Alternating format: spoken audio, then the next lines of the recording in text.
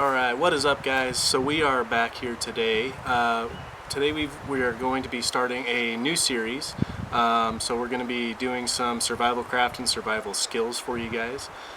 So today we are going to be talking about our merch. So you can see that our new merch has come in.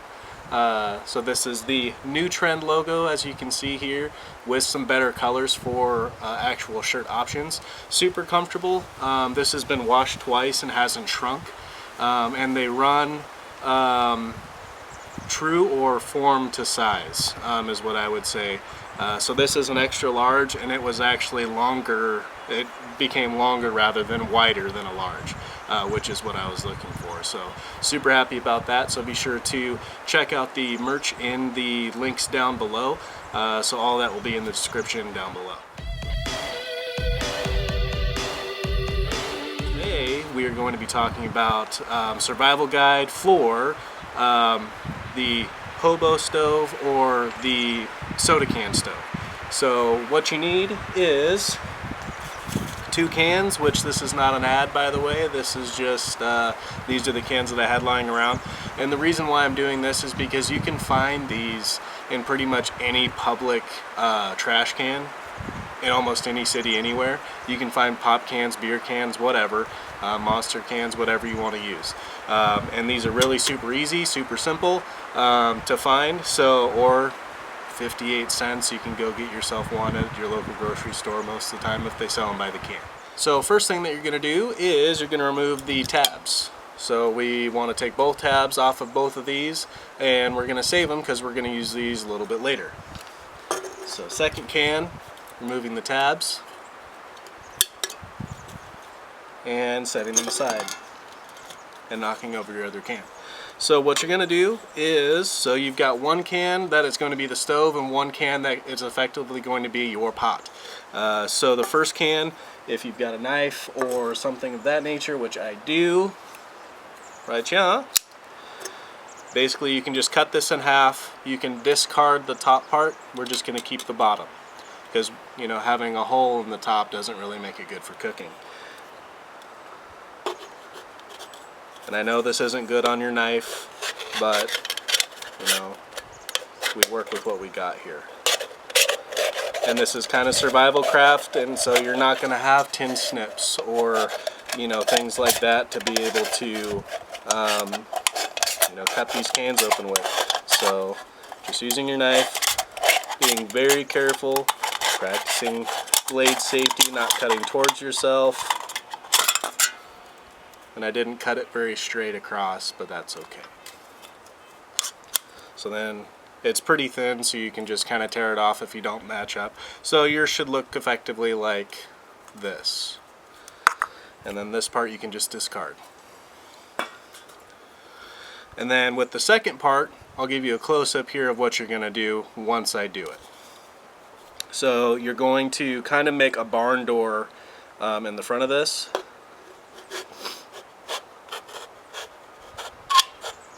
It's a lovely sound.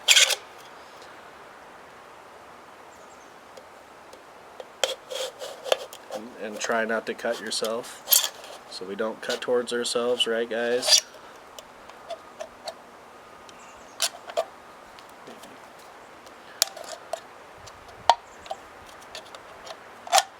And what you can do is get yourself a stick, this,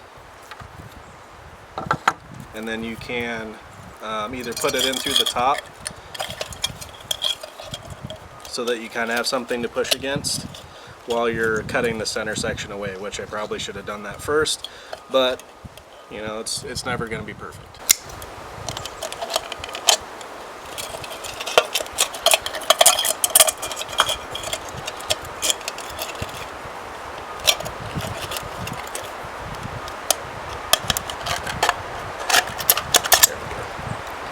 Got it. And be careful that these pop cans can be sharp once you cut them open. So basically what I did, that you can see right here, is I cut across here, and then down the middle. So now you have these barn door. So this is going to be where you're going to insert your fuel for your barn door. And no, that does not mean gasoline.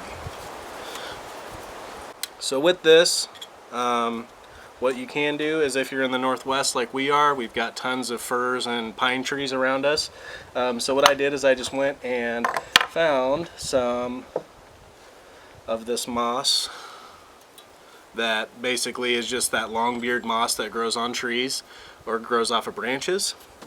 And we're effectively in a burn ban right now, so I'm not going to start any fires and I'm not going to cook anything. My plan was to do some pine needle tea, just because this will actually, if you can keep the fire going, it will boil water, which is what your cup is for.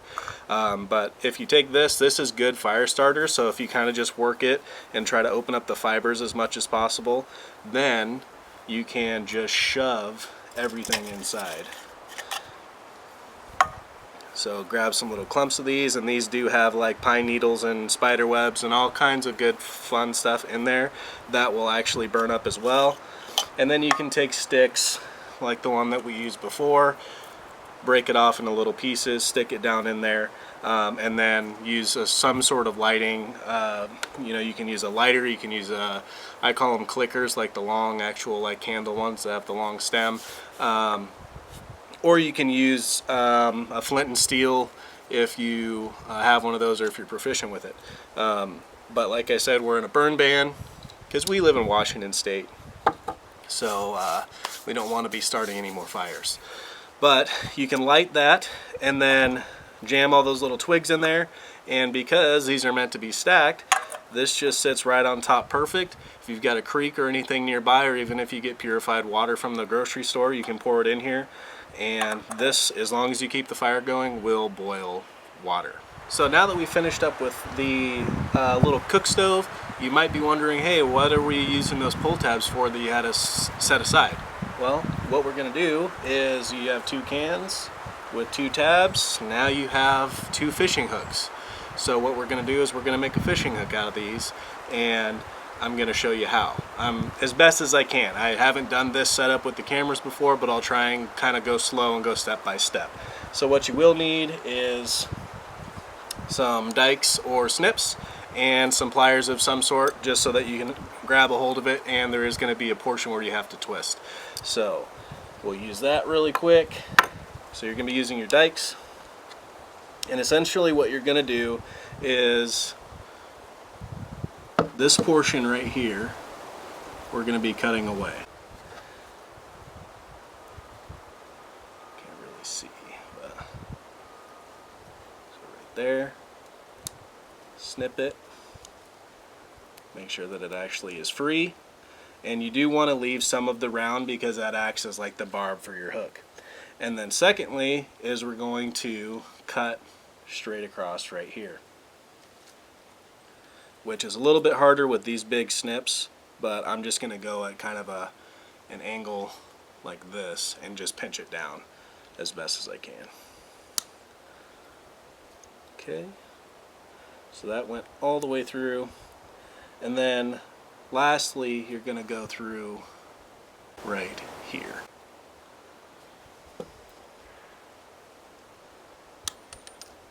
So now it should look like that. And then some of these that do have the eyelet on there, I didn't pull these off correctly, so I didn't take the eyelet. You're supposed to cut the little brad off and make it so that that becomes the eyelet for your hook, so you can put thread through. But you can do the same thing here by doing a little V-cut right in the top right here. Just do a V-cut and peel that back, and then you can actually do a tie through that. So now what you need is your pliers. So you got your pliers, got your start of your fish hook, and what you're going to do is you're going to grab like this,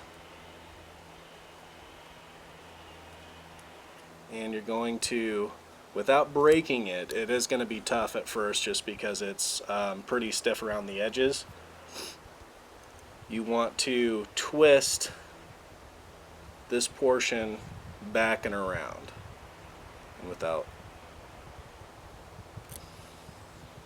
So if you twist it back and around, basically like this, so you can see how it's bent right there. Once you pinch that in, if you actually take the eyelet out with your pull tabs, the eyelet will be facing up, and then you can put your string through. But if you cut the little V in this and then you put your string through and then pinch it down, then that'll hold the string to your hook. So there you have a fishing hook. And now you can do the same thing with both of these. So, and because I did the same thing on this one, I can't give you a better option. I only had 2 tabs with me today, and I forgot to leave the actual little eyelet attached. So you can do the same thing with this hook, 2 cans, 2 fishing hooks. Now I don't think that your hobo stove will effectively cook fish very well, but you can at least boil water, make it clean, use that for sanitation, or you can use it, like I said, for pine needle stew or pine needle tea. And then also, if you live in the Northwest, we have an abundance of blackberries. So you can boil water, put blackberries in there, kind of smash them up and make yourself like a little sweet kind of syrup. You know, give you some extra nutrients, give you some sugar, give you some energy to keep you going. So the reason we're starting this survival series, and just a quick tip guys, if you've got pitch on your arm like I do, rub some dirt on it. And I got some pitch on my arm, got myself a little dirt. It doesn't make it look pretty, really accentuates it, but you can rub the dirt in there, and then it makes it so that it kind of takes away all the sticky, and then you just got to keep adding dirt, and then eventually you'll get to the point where you can just rub it completely off. But the reason we're doing these is because I believe that these are some quick and easy little tips that you can do no matter where you are, and they're useful for survival situations. Even if you get caught out, like your car breaks down and you're, you know, a day away from home or a day away from help. If you've got any pop cans, anything like that, you drink an energy drink on the way up to your hike, something like that, you can effectively still be able to cook something, start a fire, have it be contained without having to have a big fire ring, and at least get some energy, get some nutrients in your body. So that's why we're doing that. And then also being able to fish, being able to get some meat, which obviously fish you can eat raw, so you don't necessarily have to cook it, or if you want to actually cook it, you could clean it and then put it in the boiling water. You would just have to do small chunks at a time. You're not going to put a whole fillet inside that little pot. But just something that I felt like was necessary, and we're going to be starting this new survival guide for you guys. So I hope you guys enjoyed that. 2 quick, easy little things that you can do with things that you can find in everyday life. And as usual guys, be sure to hit that like button, like, share, subscribe, do all the things for us so that we can continue to grow. If you do have any comments or any things that you do want to see us or have us do in the future, be sure to leave that in the comment section down below. And if you are looking for anything tactical or firearms related, be sure to check out 3 Aces LLC. They're located in Spokane, Washington, but they do have a Facebook, so those links will be in the description down below as well. And we just launched on TikTok as well, so the links will also be in the description down below. All of our social media, Instagram, Facebook, and TikTok, all of those will be down below, and our merch store as well. So if you want to be one of the strong, you want to represent our brand, get one of these super cool shirts, then check out the links in the description down below, and have a good one. And just a quick tip guys, if you've got pitch on your arm like I do, rub some dirt on it. So that's what I'm going to do.